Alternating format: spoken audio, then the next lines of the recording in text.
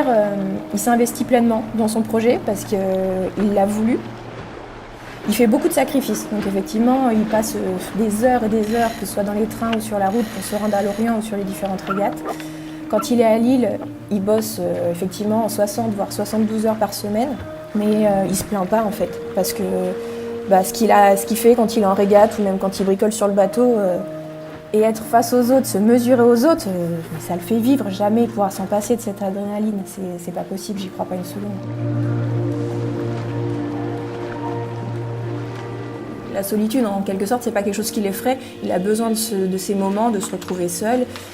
Et voilà, il avait envie de se lancer ce défi, en fait, d'être sur un petit bateau. Et puis bon, voilà, la mini transat, il me l'a expliqué, hein, c'est l'épreuve un peu par excellence des skippers, c'est se retrouver seul sur ce bateau où t'as pas de moyens de communication.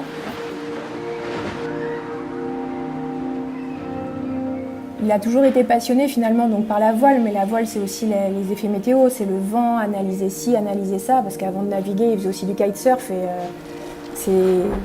les éléments ça l'a toujours fait vivre en fait.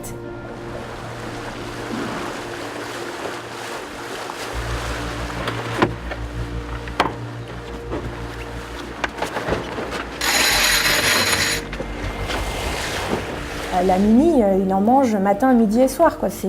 Ça fait partie, c'est partie intégrante de son quotidien depuis 4 ans, parce que il a travaillé pendant des heures pour monter le projet, maintenant il travaille durant des heures pour toujours améliorer le bateau, pour travailler sa nave. Et la petite phrase que Pierre a toujours en bouche lorsqu'il communique, c'est « on lâche rien ». Et Arthur Lloyd a repris cette phrase.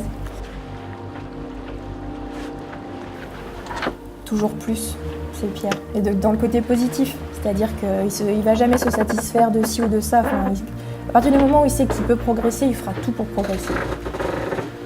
Toujours. Il a du mal à se satisfaire de ce qu'il a parce qu'il sait qu'il peut faire plus. Donc à partir de ce moment-là, il pense déjà à l'après. Et je pense que c'est ce qui a plu à Arthur Lloyd, le fait qu'il cherche toujours à se dépasser. Et son goût d'aventure, de challenge, et puis de réaliser son rêve, forcément. Enfin, quand on entend Pierre parler de son bateau, de son projet Mini Transat, on peut avoir que le sourire. Parce qu'il en parle, mais avec le cœur, vraiment, enfin avec le cœur et avec ses tripes.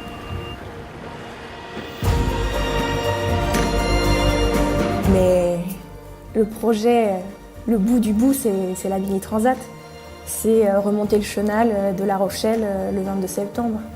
Parce que c'est pour ça qu'il bosse depuis des années, qu'il se donne à 100%, qu'il avale les kilomètres, les milles.